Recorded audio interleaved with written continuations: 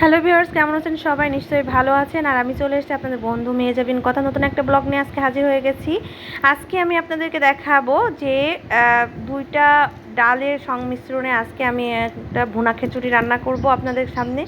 আমি এখানে নিয়েছি যে চীনা গুঁড়া চাউল এবং হচ্ছে আতপ চাল, আর নিয়েছি এখানে কলার ডাল এবং মসুরির ডাল নিয়েছি। নিয়ে আমি এগুলোকে ভালো করে ধুয়ে আমি ঝরঝরি করে নিয়েছি ভিতর থেকে ঝরঝরি করে নিয়ে আমি দেখতে পাচ্ছেন এখানে শুকে নিচ্ছি। আমি এটা উপকরণ বানানোর জন্য নিচ্ছি পেঁয়াজ কুচি, নিচ্ছি রসুন বাটা, পেঁয়াজ বাটা, জিরা বাটা, আর এটা দুইটা গোলমরিচ, দুইটা কাঠ এলাচ, এবং হচ্ছে নিচ্ছি মরিচ। আর এখানে আমি কিউব করে কেটে নিয়েছি আলু, এবং আলুগুলোকে ধুয়ে পরিষ্কার করে নিয়েছি। দেখতে পাচ্ছেন কেমন করে কিউব করে রেখেছি। সো এইভাবেই আপনারা কেটে নেবেন যাতে করে ওর ভিতরে হচ্ছে ঝাল মশলা যায়, এবং আমি নিয়েছি গরম পানি। আসলে গরম পানিটা এই জন্য নিচ্ছি কারণ হচ্ছে এটা টেস্ট এবং গুণগতটা ঠিক থাকবে, সে কারণে আমি গরম পানিটা নিয়ে নিই। এখন আমি তাওয়ার মধ্যে তেল দিয়ে দিচ্ছি, অল্প হালকা একটু তেল দিব। তেল দিয়ে আমি আলুগুলোকে সুন্দর করে কিউব করে যেহেতু কেটে রেখেছি এগুলোকে একটু ভেজে নিব। আমার আগে থেকে কেটে রাখা তেলের মধ্যে এখন দিয়ে দিচ্ছি। এর মধ্যে আমি হালকা একটু লবণ দিব, একটু হলুদ দিব, অল্প মাত্রায় দিব।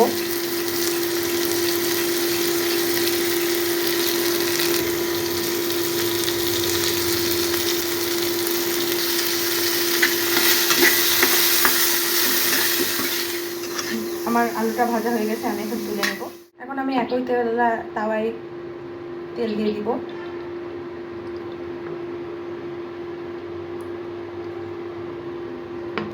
পরিমাণ মতো একটু তেল দিয়ে দিলাম। এখন আমি এর মধ্যে দিয়ে দেব 3 টুকরো এলাচ, 2 টুকরো কাঠ মশলা,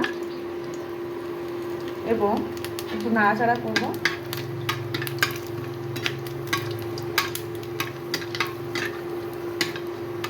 এখন এর মধ্যে দিব আমি কিছু পেঁয়াজ কুচি,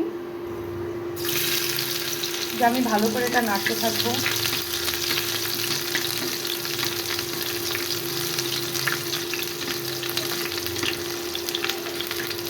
এর মধ্যে আমি আরো দিয়ে দিচ্ছি কিছু কাঁচামরিচ,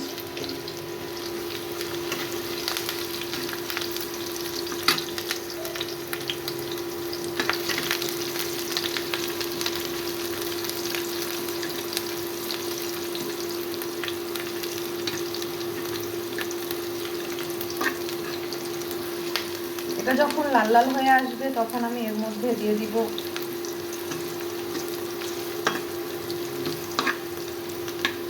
দেখতে পাচ্ছেন এগুলো একটু লাল লাল হয়ে আসছে। আমি এর মধ্যে এখন দিয়ে দিব চালগুলো। আমি এখন চালগুলো ঢেলে দিব অল্প অল্প করে। এবার এটাকে আমি ভালো করে একটু নাড়বো। একটু ভালো করে নেড়ে আমি এটার হচ্ছে একটু ভেজে ভেজে নিব, কারণ আমি খিচুড়ি যেহেতু ঝরঝরে করতে চাচ্ছি সেহেতু একটু ঝরঝরে যদি যখনই করবো তো একটু ভালো করে যদি এটাকে না ভেজে নিই তাহলে খিচুড়ি ঝরঝরে হবে না, এবং এর ভিতরে যে কাঁচা গন্ধটা সেটা থেকে যাবে। এর মধ্যে আমি এক এক করে এখন দিয়ে দিব রসুন বাটা 1 চা চামচ, পেঁয়াজ বাটা 1 চা চামচ, আদা বাটা 1 চা চামচ, জিরা বাটা 1 চা চামচ। এইগুলো সবগুলো উপকরণ দিয়ে আমি এখন ভালো করে এগুলোকে নেড়ে নিব, নেড়ে ভালো করে কষিয়ে নেব। দিয়ে দিব এর মধ্যে হলুদ গুঁড়া এবং ঝালের গুঁড়া, স্বাদ মতো লবণ দিয়ে দিব।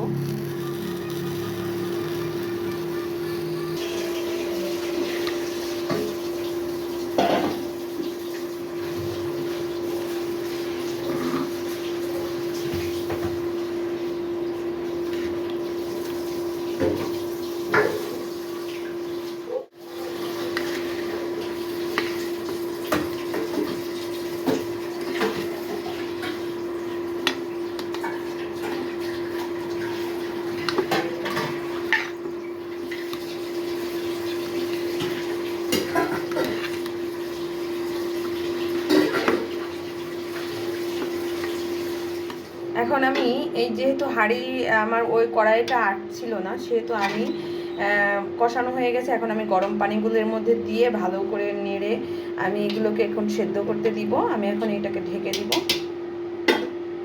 আমি এটাকে ঢেকে দিলাম। এখন আমি দেখব ফুটে উঠেছে কিনা। ফুটে উঠেছে ভিউয়ার্স। আমি এখন আমার যে আগে থেকে ভেজে রাখা যে আলুগুলো আছে আমি ওইগুলোকে দিয়ে দিব এর মধ্যে। দিয়ে এখন আমি এটাকে ভালো করে আরেকবার নেড়ে দিব।